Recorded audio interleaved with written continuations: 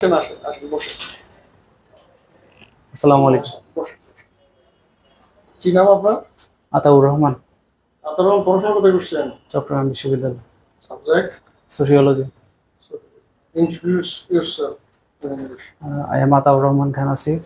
I am from Bashkali, Chittagong. I did my graduation and post-graduation in 2018 and 2019 from University of Chittagong. My father is a businessman and my mother is a homemaker. Personally, I am a football freak and movie freak person. I like to watch movies and I like to watch footballs.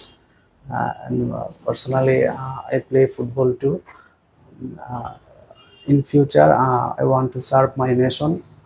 That's why I am now running for Bangladesh civil service. I hope I can serve my nation in future well. What is your first choice? My first choice is BCS administration. You are a movie freak, game freak, but your choice is to be an administrator. This. Why administration is your first choice?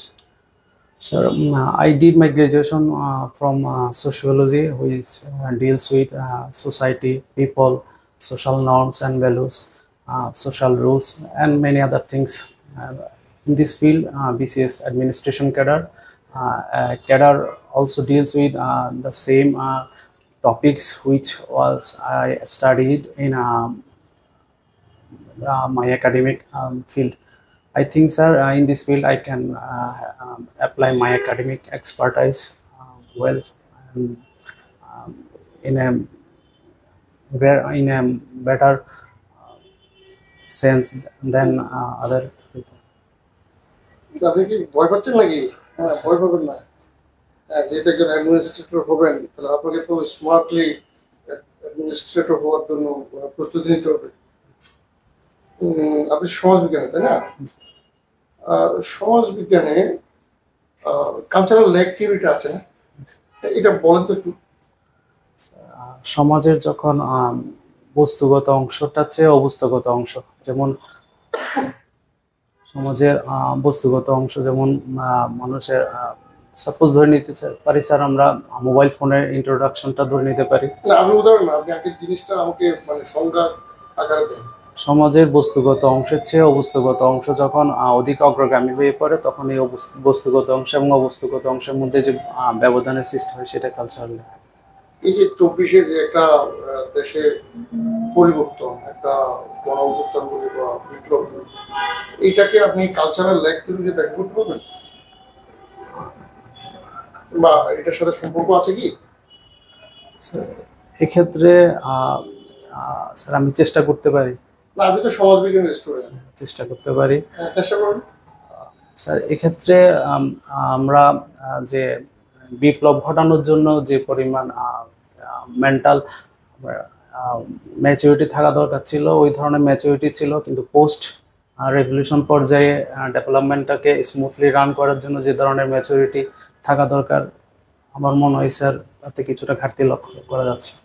না, আমি বলছি যে cultural যে lag, বস্তুগত ও অবস্তুগত কালচারের মধ্যে যে দূরত্ব তৈরি হয়ে গেছে, তখন একটা ভ্যাকুয়াম তৈরি হয়, সেটা কলাপস করে, মানে ভেঙে যায়। বিষয়টা এরকমই তো। এখানে সোশ্যাল মিডিয়ার ইনফ্লুয়েন্সটা ঠিক একইভাবে ব্যাখ্যা করা যায়। এটা সোশ্যাল এই যে মিডিয়ার যে ভূমিকা বা যা আছে, সেগুলো কালচারাল যে বস্তুগত অবস্তুগত কোনটাতে ফেলবে? স্যার অবস্থাগত।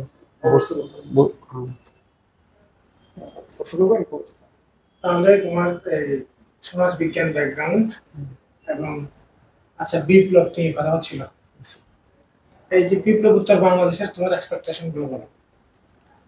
স্যার আমি এমন একটা বাংলাদেশের স্বপ্ন দেখি যেখানে মানুষের সকল ধরনের মৌলিক অধিকার, সামাজিক অধিকার, রাজনৈতিক অধিকার যথাযথভাবে বাস্তবায়িত হবে। সমাজ বিজ্ঞান থেকে পড়ছো না, আমাদের সোশ্যাল ক্রাইসিস গুলো নিয়ে শুনতে চাচ্ছি, মানে এই মুহূর্তে, মানে standing in 2025 and we had passed 53 years after liberation, but there are lots of social crises in our society around. So can you mention some of the crises? Sir এক্ষেত্রে sir আমি আমাদের মাননীয় প্রধান উপদেষ্টা ডক্টর মোহাম্মদ ইউনূস স্যারের 3-0 থিওরির কথা বলতে পারি। 3-0 থিওরির মাধ্যমে তিনি তিনটা মেজর ক্রাইসিসকে মেনশন করার ট্রাই করেছেন। এটা হচ্ছে জিরো পভার্টি এবং জিরো আনএমপ্লয়মেন্ট এবং জিরো নেট কার্বন ইমিশন। এগুলো তো অনেকটা অর্থনীতি পরিবেশের সাথে সম্পর্কিত। আপনি সমাজবিজ্ঞানের প্রেক্ষাপটে বলেন। স্যার সমাজবিজ্ঞানের প্রেক্ষাপটে যদি বলি, এই তিনটা থিওরি থেকে তিনটা মেজর ক্রাইসিসকে আমরা ফাইন্ড আউট করতে পারি। প্রথমত স্যার দারিদ্রতা, যেটা আমাদের বর্তমানে আমাদের দেশের অন্যতম প্রধান একটা সমস্যা। বেকারত্ব, আনএমপ্লয়মেন্ট, এটা অন্যতম একটা প্রধান সমস্যা। একই সাথে স্যার জলবায়ু পরিবর্তনজনিত সাফারার যেসব নেশন আছে তাদের মধ্যে বাংলাদেশ হচ্ছে অন্যতম, যার কারণে এটা আমাদের জন্য বর্তমানে একটা মেজর ক্রাইসিস না হলেও ভবিষ্যতে একটা মেজর ক্রাইসিস হতে যাচ্ছে। সোশ্যাল সেফটি নেট শুনছো, বলো ব্যাপারটা একটু এক্সপ্লেইন করো। সামাজিক নিরাপত্তা কর্মসূচি বা সোশ্যাল সেফটি নেট সমাজে মার্জিনালাইজড পিপলগুলোকে এবং আন্ডার প্রিভিলেজড পিপলগুলোকে সমাজের মেইন স্ট্রিম পপুলেশনের সাথে একীভূত করার জন্য সরকার কিছু কর্মসূচি গ্রহণ করে থাকে, সেগুলোকে সোশ্যাল সেফটি নেট প্রোগ্রাম বলা হয়। যেমন বিধবা ভাতা, বেকার ভাতা, বয়স্ক ভাতা এসব। বেকার ভাতাটা যদি বাংলাদেশে চালু করতে চায় সরকার, সেখানে বাধাগুলো সমস্যাটা কোথায়, পারবে কিনা? স্যার এখানে প্রধান সমস্যাটা হবে বাংলাদেশের সীমিত সম্পদ দিয়ে অসীম এখানে চাহিদার মোকাবেলা করতে হবে। যেহেতু বাংলাদেশে প্রচুর বেকার জনগোষ্ঠীর অবস্থান রয়েছে, একই সাথে এসব বেকার জনগোষ্ঠীকে সেই সীমিত সম্পদ অসীম অভাব, সেটা তো শুধু বাংলাদেশের না, এটা যে কোনো দেশের জন্য সত্য। তো বাংলাদেশে যদি সোশ্যাল সেফটি নেট হিসেবে একটা কর্মসূচি হিসেবে বেকার ভাতা চালু করতে চায়, বা কোনো একটা রাজনৈতিক দল তার ইশতেহার এটা ঘোষণা করবে, সেটা বাস্তবায়ন করতে গেলে সে কি ধরনের সমস্যা করবে? স্যার অর্থনৈতিক সক্ষমতা বিবেচনায় আমাদের টাকা পয়সা কম, আমাদের অর্থনৈতিক সক্ষমতা কম, এটাই তো না, এটা তো বলতে চাচ্ছি। আচ্ছা, যে আমাদের সমাজ কল্যাণ মন্ত্রণালয়ের অধীনে অনেকগুলো প্রকল্প আছে।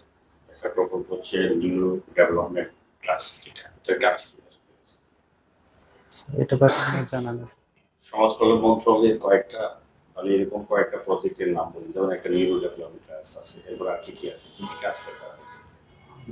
স্যার দক্ষতা সমাজ রিলেটেড, যেহেতু আপনার এই সমাজ বিজ্ঞানের সাথে সংশ্লিষ্ট যেগুলো আছে, এই সমাজ নিয়ে কাজ করতে হবে বেসিক্যালি।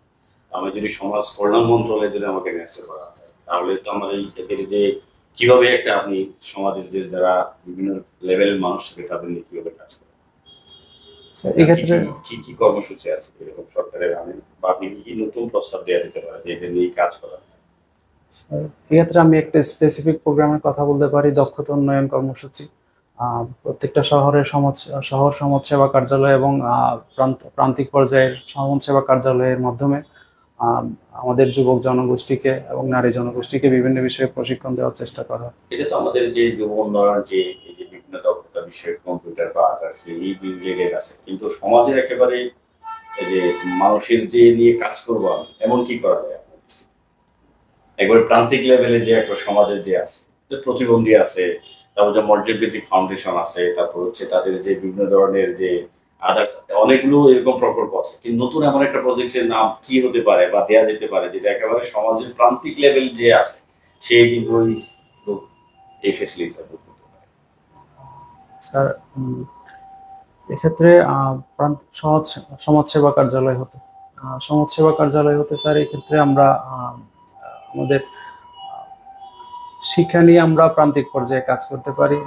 এক্ষেত্রে অন্য যে কোনো বিষয়ের চেয়ে কাজ করার চেয়ে শিক্ষা বিষয়ে কাজ করাটা খুব বেশি অন্য এফেক্টিভ হতে পারে, এবং একই সাথে শিক্ষা যেহেতু সকল ডেভেলপমেন্টের কোর হিসেবে আমরা শিক্ষাকে বিবেচনা করতে পারি, তো সেই প্রান্তিক পর্যায়ে যদি আমরা শিশু শিক্ষা, বয়স্ক শিক্ষা এসব নিয়ে কাজ করতে পারি। এটাতে তো কাজ চলতেছে, শিশু বয়স্ক শিক্ষা, বিভিন্ন ধরনের বিধবা বা আদার্স সেগুলো নিয়ে কাজ করতেছে না এগুলো। এদের মধ্যে ইফেক্টিভলি সবচেয়ে বেশি পরিমাণে যে আমাদের কোনটা নিড হিসেবে বা প্রয়োজন হিসেবে বেশি ইম্পর্টেন্ট বেশি কোনটা?